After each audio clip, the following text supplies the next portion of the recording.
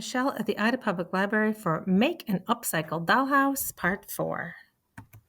This week we're going to talk about doors.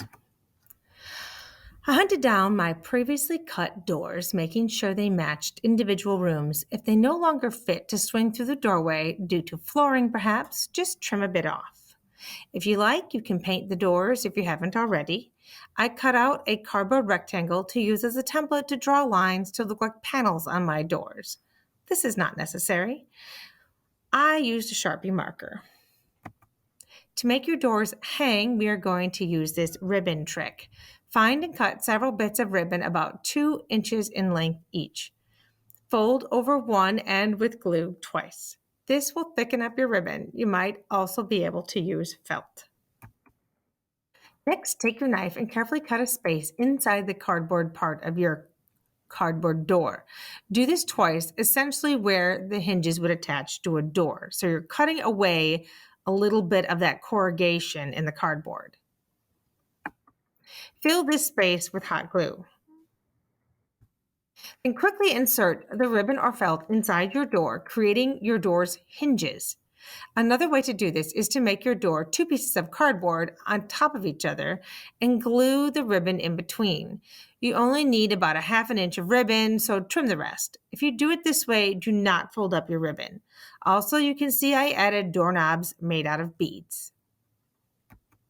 After your glue has dried, lay your door inside the frame face down, thinking about where the door frame is located and how you want your door to swing open. So which side do you want to put the door up to open? Glue your ribbon to the inside of your frame. Next, glue the whole piece, connect the door and frame to the door opening where you want it to go. Unless you are much more careful than I am, the door will not be perfect, but it will open and close. Fireplace. Make a fireplace from cardboard. First, make your measurements of the size of the room or wall you want the fireplace to be on. Measure and cut out the back wall of the fireplace first. Then measure and cut the sides of the fireplace. I suggest no more than about 1/2 inch to 1 inch. Trace the back wall to make a front piece and cut out the opening. I measured 1/2 inch on both sides.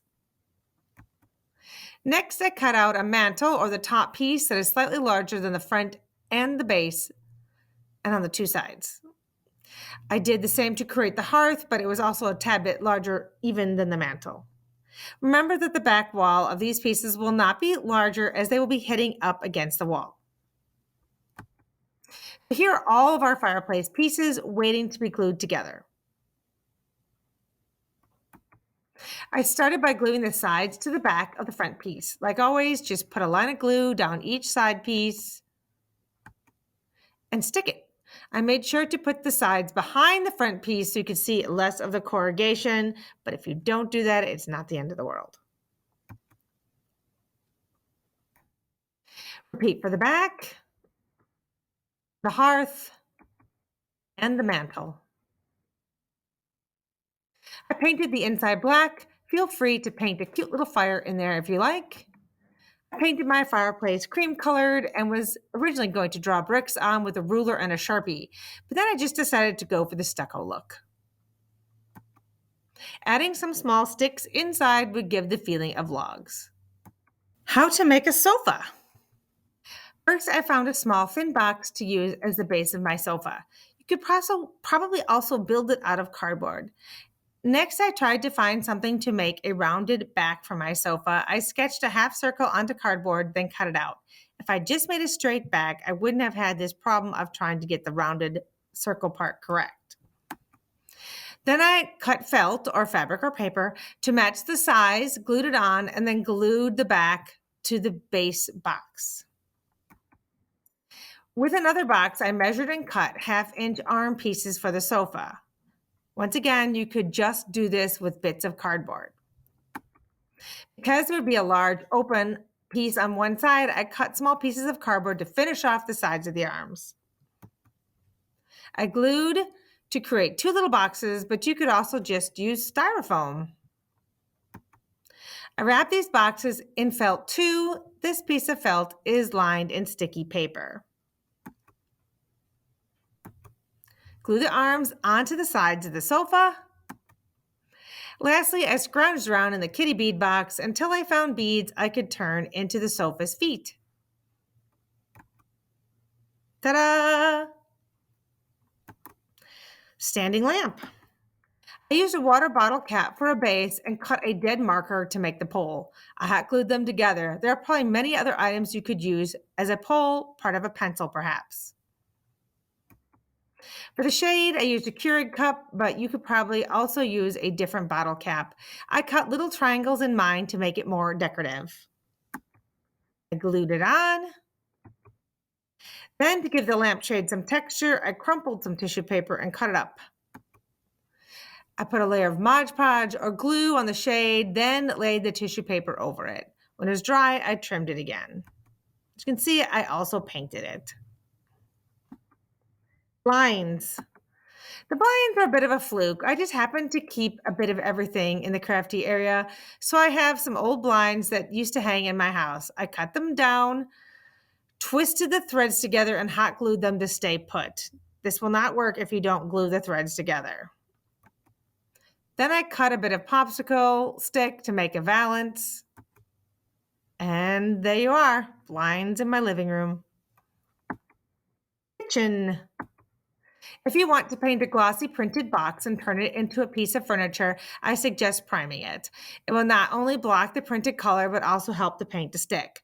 Putting a thin layer of Mod Podge on the box seemed to work pretty well. Mixing a little glue and water might work too. To make the kitchen counter, I painted a toothpaste box gray. I found a butter packet that came with some takeout rolls and cleaned it out. I traced the shape of this with a pencil where I'd like the sink to be and carefully cut it out with a knife. It is tricky because the toothpaste box paper is so soft compared to corrugated cardboard. To make the stovetop, I traced a penny to make burners. However, they were way too big, so I had to trim them freehand, and now they are a little crooked. Glue them on the stovetop, then carefully cut open your oven door. Glue beads on for handles.